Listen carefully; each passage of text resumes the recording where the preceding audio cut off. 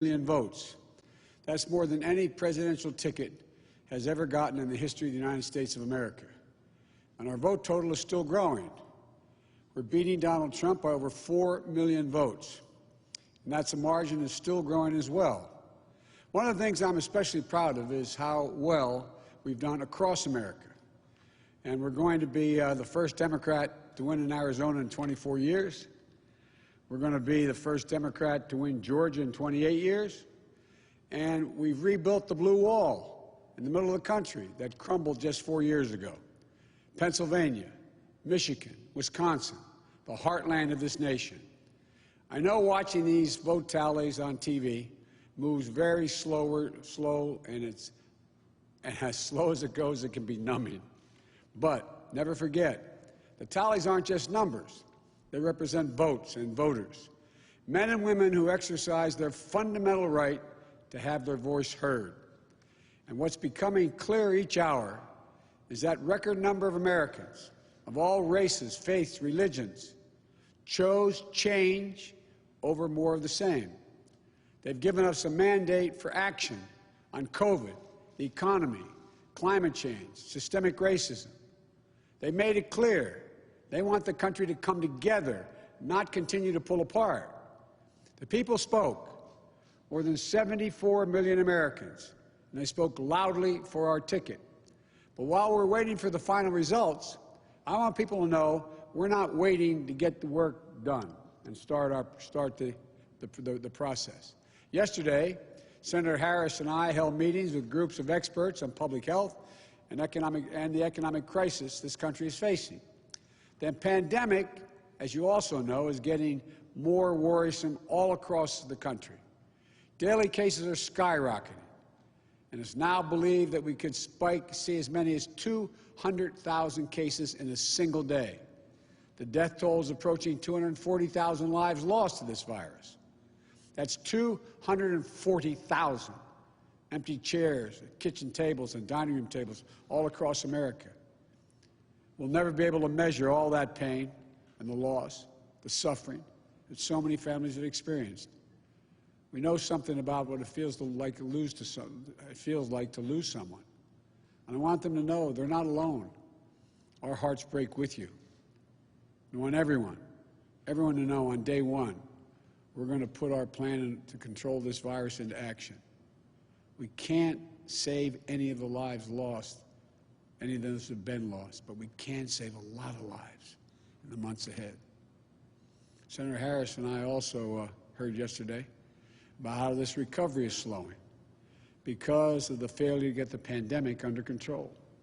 More than 20 million people are on unemployment. Millions are worried about making rent and putting food on the table.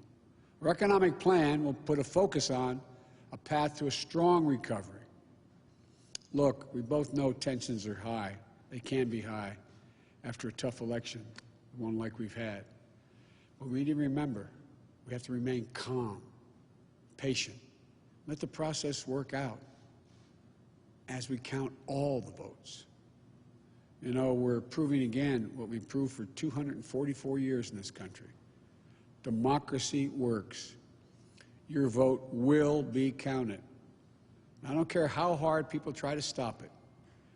I will not let it happen. The people will be heard.